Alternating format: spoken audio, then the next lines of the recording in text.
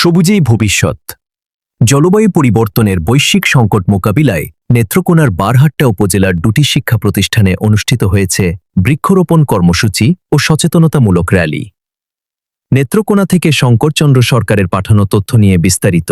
জলবায়ু পরিবর্তনের বিরূপ প্রভাব মোকাবিলা এবং শিক্ষার্থীদের মধ্যে পরিবেশ সচেতনতা গড়ে তুলতে বারহাট্টা আতিতপুর আব্বাসিয়া উচ্চ বিদ্যালয় ও বারহাট্টা পাইলট বালিকা উচ্চ বিদ্যালয়ে আয়োজন করা হয় বর্ণাঢ্য বৃক্ষরোপণ কর্মসূচি ও সচেতনতামূলক র্যালি। সোমবার দুপুরে মাধ্যমিক ও উচ্চ মাধ্যমিক শিক্ষা অধিদপ্তরের learning acceleration in secondary education project LASCP এর অর্থায়নে এবং বারহাট্টা উপজেলা মাধ্যমিক শিক্ষা অফিসের বাস্তবায়নে এই কর্মসূচি অনুষ্ঠিত হয়। আতিতপুর আব্বাসিয়া উচ্চ বিদ্যালয়ে কর্মসূচির উদ্বোধন করেন বিদ্যালয়ের প্রতিষ্ঠাতা প্রধান শিক্ষক মোহাম্মদ মোশাহিদুর রহমান। এই সময় শিক্ষক, শিক্ষার্থী, অভিভাবক ও স্থানীয় গণ্যমান্য ব্যক্তিদের অংশগ্রহণে বিদ্যালয় প্রাঙ্গণে ফলজ, বনজ ও ঔষধি এই ৩ শ্রেণীর মোট ১৫টি গাছ রোপণ করা হয়। অনুষ্ঠানে প্রধান শিক্ষক মোহাম্মদ মোশাহিদুর রহমান বলেন, জলবায়ু পরিবর্তনের কারণে বিশ্বজুড়ে পরিবেশের ভারসাম্য নষ্ট হচ্ছে। বাড়ছে তাপমাত্রা, অনিয়মিত আবহাওয়া, নদী ভাঙন এবং প্রাকৃতিক দুর্যোগের ঝুঁকি। তাই নির্মল পরিবেশ ও নিরাপদ ভবিষ্যৎ নিশ্চিত করতে সবাইকে বেশি বেশি বৃক্ষরোপণে এগিয়ে আসার আহ্বান জানান তিনি আরও জানান, ১৯৯৪ সালে প্রতিষ্ঠিত আতিতপুর আব্বাসিয়া উচ্চ বিদ্যালয় দীর্ঘদিন ধরে সুনামের সঙ্গে শিক্ষা কার্যক্রম পরিচালনা করে আসছে। ১৯৯৯ সালে এমপিওভুক্ত হওয়া বিদ্যালয়টিতে বর্তমানে ৩২৬ জন শিক্ষার্থী অধ্যয়ন করছে। এছাড়া এই বিদ্যালয়ের ২ জন শিক্ষার্থী জাতীয় ফুটবল দলে খেলার সুযোগ অর্জন করেছে।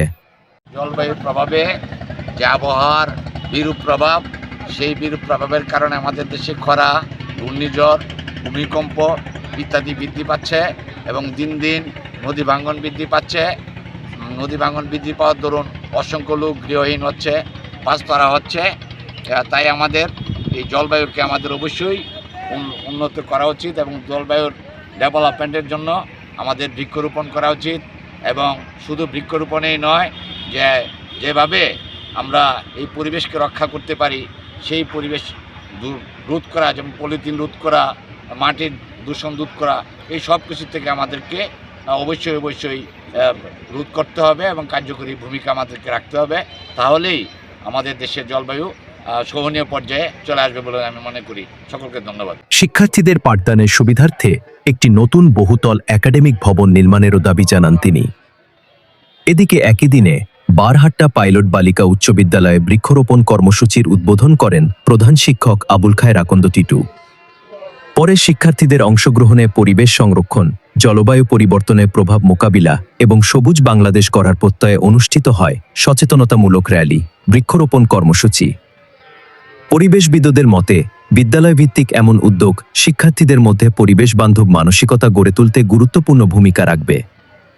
কারণ একটি গাছ শুধু ছায়া বা ফলই দেয় না, এটি নির্মল বাতাস, জীববৈচিত্র্য এবং ভবিষ্যৎ প্রজন্মের জন্য নিরাপদ পৃথিবী গড়ার অন্যতম ভিত্তি।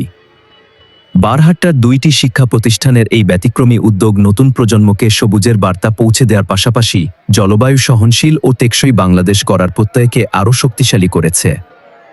শঙ্করচন্দ্র সরকার, B24/7i।